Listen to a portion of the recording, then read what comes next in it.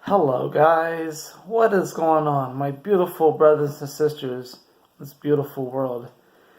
This is the Acquired Adepts, my platform to become your spiritual server. And today, we're just kind of hopping into like an in the moment vlog. I don't do these that often, but I kind of feel like bringing them back because this is actually how I got my start making videos. It's just literally just coming up with an idea, a topic, just coming into my head, and literally just like in that moment, just popping in and making a video. And I will keep this short and won't be as long as my other videos. But there's this weird thing I've noticed that we are kind of caught up in this interesting kind of catch-22 within the spiritual community.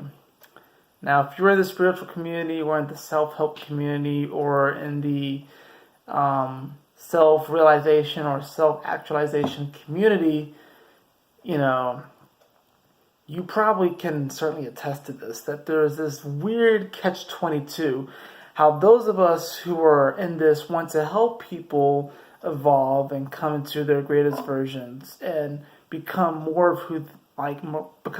of their higher selves and embrace that unconditional love that source radiates, right? And then doing these services and charging for them. It's a weird catch-22 because it's like the spiritual journey is a very personal journey. It's a very unique journey for each and every one of us. And it's interesting how we have spiritual life coaches out here. And I'm not disincluded from this because I want to help people via astrology and via tarot, but I also want to use music and art and writing as well in my practice because that's what's helped me to learn more about myself. But it's just like this weird catch-22 where it's like a part of me wishes I didn't have to charge people for these services. Because otherwise, honestly, I would just do this stuff because I really enjoy it. Like, I legitimately enjoy looking up charts and looking at the astrology and just being like, wow, just uncovering more and more and more. Like, I legitimately enjoy this. Just like I legitimately enjoy writing poetry. I legitimately enjoy painting. I legitimately enjoy pulling cards and then discovering something new. I legitimately enjoy creating new mantras for myself that I can use to manifest. And it's weird how we are in this society that requires us to make money, which is just a means of exchange. The only reason why money exists is so we can spend it, but we live in this society where we are forced to make money. And now everyone has to create some type of service so they can attract more of this money. And it's this weird catch-22 with the spiritual community. It's like people are creating spiritual products and services and charging for it. But I wonder if we feel like we should be doing that. Because I feel like within the spiritual community, we should just be able to provide these things for free, right? But we are kind of forced into this weird bind where we can't do that because we have bills to pay and we have things to take care of. I'm not saying that we shouldn't charge for these services because we do have to. I'm going to say this word, and I don't want to say it, but we do have to survive within the system. But I do feel like we are shifting to a new system where it's more based off of thriving, and it's more based off of the value not being in money, but actually in the service itself. And that the experience and the energy that we gain from the service will be enough. We don't have to exchange money for these services. I feel like we're shifting back to that, but we have to go through this cycle. At first that which we valued the most was food, water, and shelter.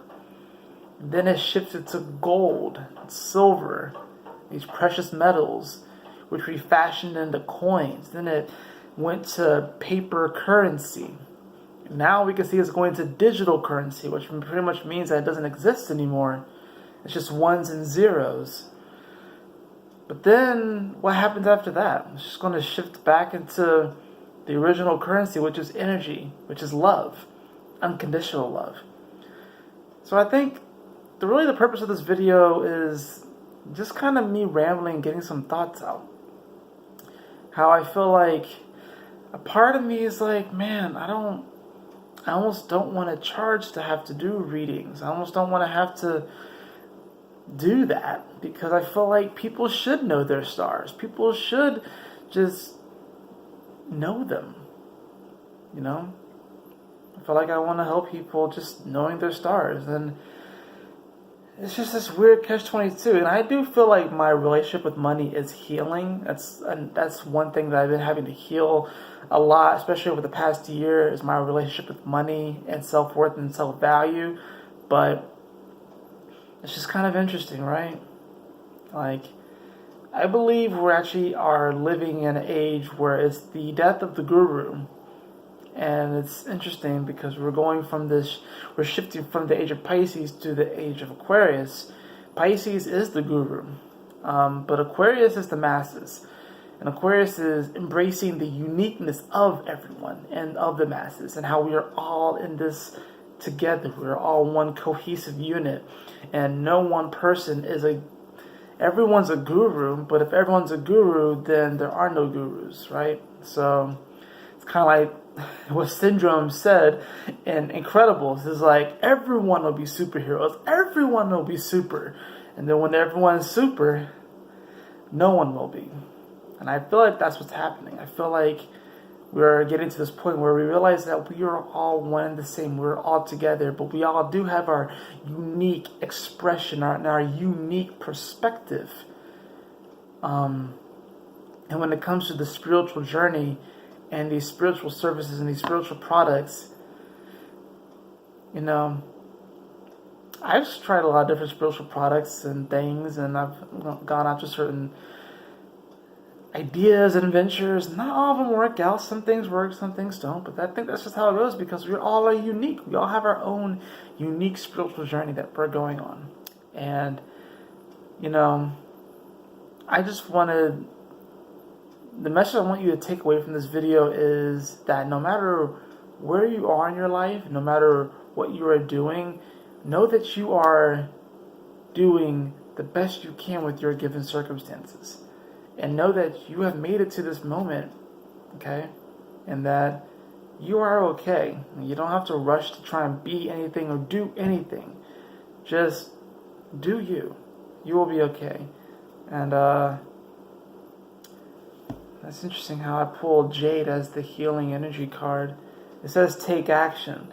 Sometimes the action we have to take is a non-action. I would say just take action in the name of unconditional love. That's all I would say. Is to take action in the name of unconditional love. What does that look like for you? What does that look like for you? I think ultimately we're shifting into a reality where we don't need money, or we don't need that exchange. Instead, we just exchange services, and the real currency we get is the joy and bliss that we get for actually helping people. That will be the real currency, and that really is the real currency. But we have kind of masked it behind these, you know, paper bills and these coins and these plastic cards, you know. But I think the real currency is unconditional love. I think the real currency is that bliss you feel from providing the service to someone and making them smile. I think that's what the real currency is. And I feel like that's what we're really shifting into. So I love you all so much. Thank you for joining me on this random vlog. It's like past 1 o'clock here. I work in the morning, but you know what? It's okay. I'm just going to relax the rest of the evening. I love you all so much. Know that you are able, know that you are beautiful, know that you are creative, divine and energetic, and of course, my beautiful brothers and sisters, to keep moving forward. Remember, to stay focused and Yahoo! Smile often.